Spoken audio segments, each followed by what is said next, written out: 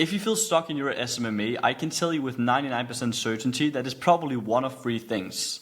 Number one, you simply don't have a predictable system or acquisition channel to generate more clients every month. Number two, your metrics within your system aren't great enough for you to justify putting more money into the system. Or number three, you already have like a 1 to 3 on the front end with your ads or through your CAC to lifetime value, but you're just not putting enough money into it. That's a common thing that I've seen over and over again. But who am I to speak about client acquisition? I have in the last 8 months signed over 80 clients with my SMMA, and I've taken my agency from $0 to $75,000 a month. So in this video, I'm going to explain how I have been able to achieve that and exactly how you can build the same system. So let's just dive right in. So the first thing is obviously picking your acquisition channel and system. And I would 100% recommend Facebook and Instagram because it's predictable, it's scalable, and compared to like, for instance, doing content for signing clients in the SMMA niche, it's just not as like scalable and it's not that predictable. And also like compared to cold outbound through SMS and emails, the scalability of having like paid ads is way higher, but also the quality of the clients that are actually signing up to do business with you compared to you reaching out to them. So the first thing is the creative. And the first two metrics that we're going to be looking at here are the following. So first metrics to look at is cost per lead. Let me just do it like this, cost per lead, and then cost per schedule. All right. So everything that obviously, goes into these two metrics are your creative. So what I would do is I would just go in on Facebook Ads Library for your specific industry and then search like a call out of that audience. So let's just put an example for a niche here, which is roofing. So I would just put in roofers. And just put your ego aside. Like, if you know agencies out there that are doing way better than you, why not take inspiration from what they're doing? I'm not saying you should copy them, but if they're spending a lot of money, they probably know what they're doing. So first thing is just like going through all of these different ads and kind of get an understanding of the offers that these people are running. Also the pain points that they're talking into. All right, so this is a great example. So these guys are, for instance, calling out roofers. I'll get you at least 25 shown, qualified, and non-shared roofing appointments in the next 30 days, or you don't pay me anything.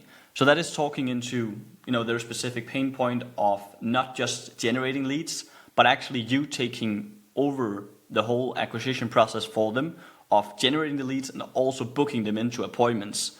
But here you're just basically selling the end outcome for them. Okay, this happens all the time with Facebook Ads Library. I'm not sure if it's only me, but anyways, that's the first part. That is essentially the offer to hook them in, go through, audit all of these, and test some different angles at the beginning to see which one is generating the best cost per lead, cost per schedule, but more importantly, also cost per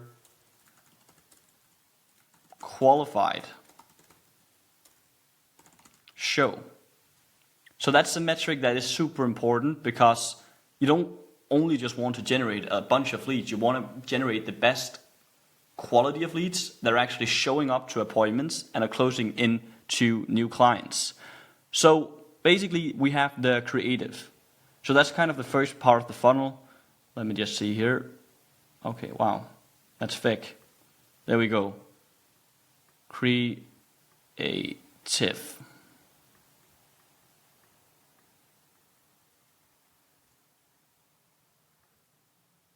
Okay. Wow. I'm super bad at this. All right. So first they see the creative. That's the first part. Next thing is then they get to your landing page. You then have like a headline here. So let's just say H. Okay, super ugly. And then you have your survey. down here you can have some testimonials.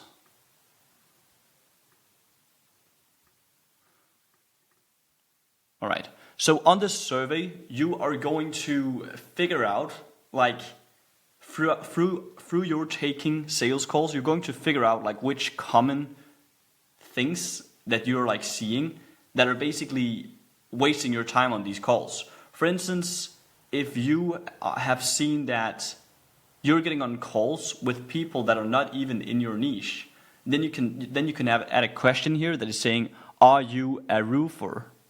Yes or no? That could be the first thing. The next thing could be revenue. So what I would always recommend, like in the beginning when starting paid ads, you probably don't have that big of a budget. So I would just have like really limited amount of questions because you want everything to go through. So you could just be asking like where they're located, what is their business name, etc., etc. And then once they have opted in, they go to the next page. But as you get more advanced, you probably don't want to work with smaller companies because they fundamentally are worse business owners, and thereby their lifetime value will be lower. But that's a different conversation. Basically, then they fill in their information here, they opt in, and that's when you basically get a lead. The next thing then is going to be the schedule page. So on here, you basically just have your calendar where they can book an appointment directly. And something you can do is you can save the information here. So they just need to basically check a box of them, committing to show up, and then they can schedule an appointment. And that is what ties down to the cost per schedule.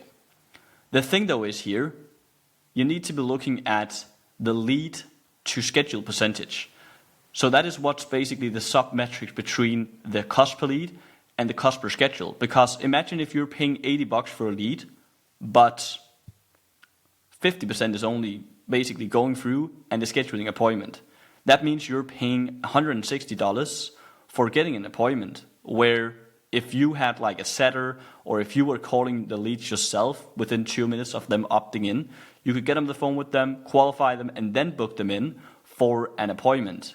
That means if you get that up to 80%, where it should ideally be, you could get your cost per schedule to be at around, be like around $100 to $110.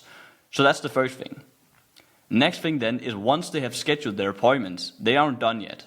They should then go to a thank you page.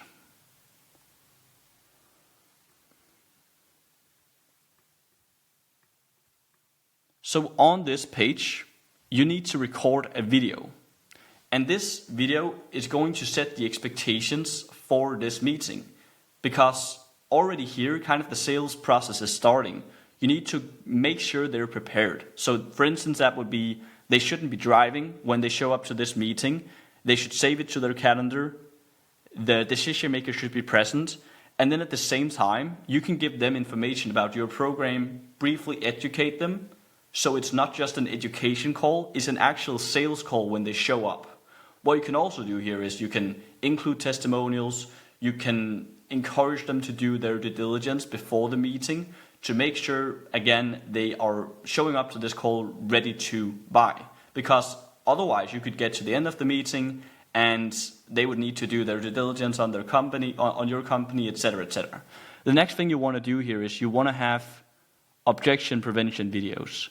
So here you're going to have a set of videos that are overcoming the most common objections that you will be getting on these calls.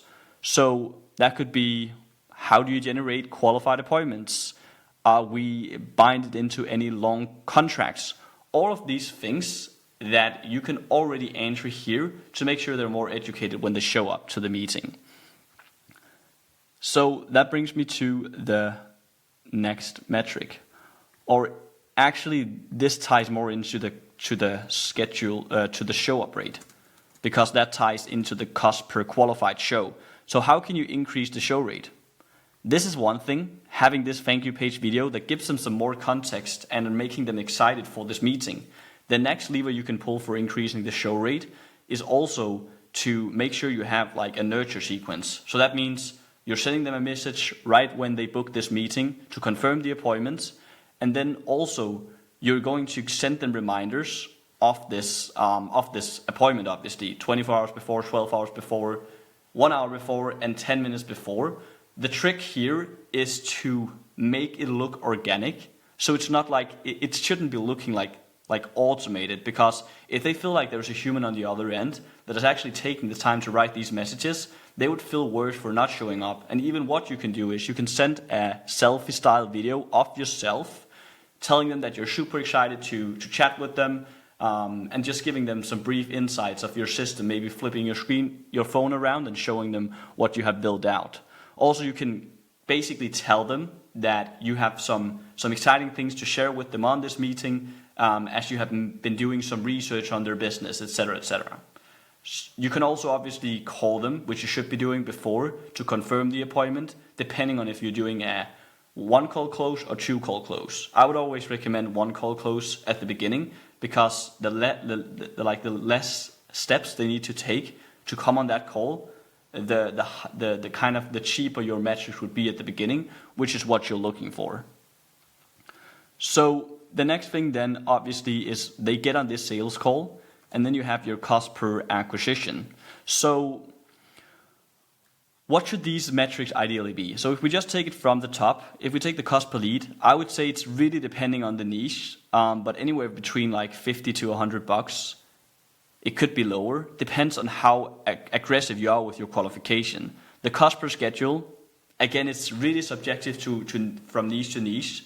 So it could be anywhere from $50 to $200. And then also the show up rate, I will say that should be around 75 and up. And then you have your cost per qualified show. This can also be anywhere from $100 to $400, again, depending on how aggressive you are with your qualification.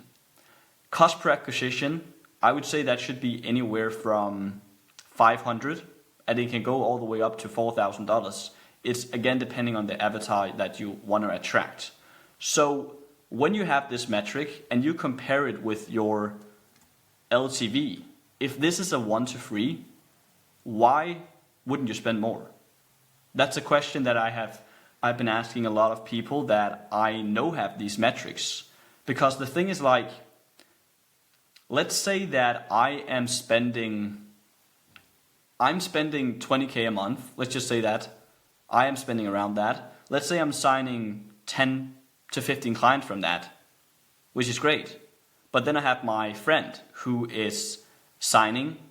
He's spending, let's say he's spending 3K. So he's spending 3K and he's signing 2 or 3 clients. Imagine like how long it will take for him or her to get up to like 100K if they were only spending that amount. So it's always just like looking at the metrics. Always be asking like yourself, how can I do more? And if you can't do more, look at your metrics. Which are these? If you can fix your metrics for some reason, look at your market. Are there enough people in your market? So everything just ties into these numbers, and then also the quality of the clients that you get, so you can have a high enough lifetime value. All right, I hope this was valuable. Take care. Bye-bye.